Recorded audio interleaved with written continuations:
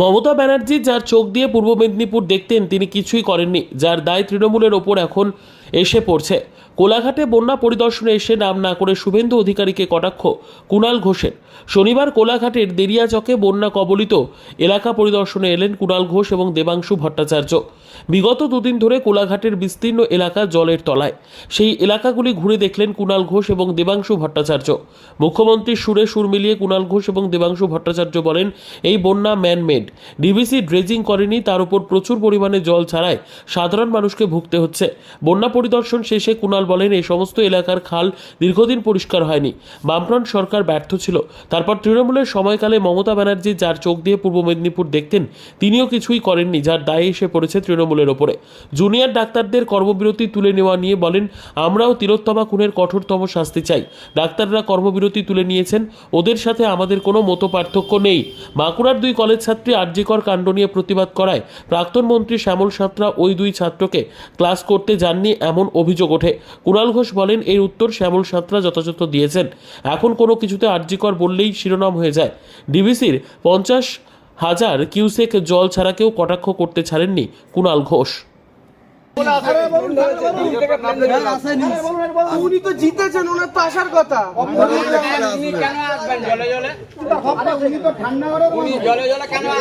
আমি তো হেরে গেছি। আপনি হেরে গেছেন বলে জলে জলে এসেছেন, যাতে পরে মানে জিততে পারেন। উনি জিতে আছেন ওই জন্য আসেন। আরে উনি তো ঠান্ডা ঘরের মানুষ, ঠান্ডা ঘর ছাড়া ঠিক আছে। আপনি যাতে সমস্ত আমরা ফ্যাসিলিটি পাই, একদম শেষ প্রান্তে আমরা বিশাল সমস্যার মধ্যে সম্মুখীন। আমরা শেষও না, তোমাদের এই জলগুলো কি কাল বিকেলে ঢুকেছে? কাল বিকেলে ঠিক আছে, বৃষ্টি লাস্ট কবে? বৃষ্টি এই 2-3 দিন হয়ে গেছে। বৃষ্টি থেকে জল ছিল স্যার, আমরা নিজেরা মেরেছি। আমরা সবাই অনর, ন্যায় বিচার তো আমরা প্রথম দিন থেকে চাই। আমরা তিলোত্তমার ন্যায় বিচার চাই, অভয়ার ন্যায় বিচার চাই, ধর্ষণ এবং খুনে যারা জড়িত তাদের ফাঁসি চাই, যারা তথ্য প্রমাণ লোপাট করেছে অভিযোগ প্রমাণিত হলে তাদেরও কঠোরতম শাস্তি চাই। কিন্তু যেহেতু সাধারণ মানুষ, গরিব মানুষের ভরসা হচ্ছে সরকারি হাসপাতাল, তাই কর্মবিরতি থাকলে সাধারণ মানুষের চিকিৎসার অসুবিধা, সেই কারণে কর্মবিরতিটাই আমরা বারবার অনুরোধ করেছি তুলে নেওয়ার জন্য। এর বাইরে তো কোনো মতপার্থক্য নেই। বাঁকুড়ার এক দুই স্কুল ছাত্রী, কলেজ ছাত্রী, তারা প্রতিবাদ করছিল আরজিকর কাণ্ডে, এবং তাই জন্য এ বিষয়ে শ্যামল সাঁতরা যথাযথ উত্তর দিয়ে দিয়েছেন। তার কাছে কিছু নির্দিষ্ট অভিযোগ জমা পড়েছে, তার সঙ্গে আরজিকরের কোনো সম্পর্ক নেই। তিনি হয়তো সেই অভিযোগের ভিত্তিতে কোনো ব্যবস্থা নিয়েছেন।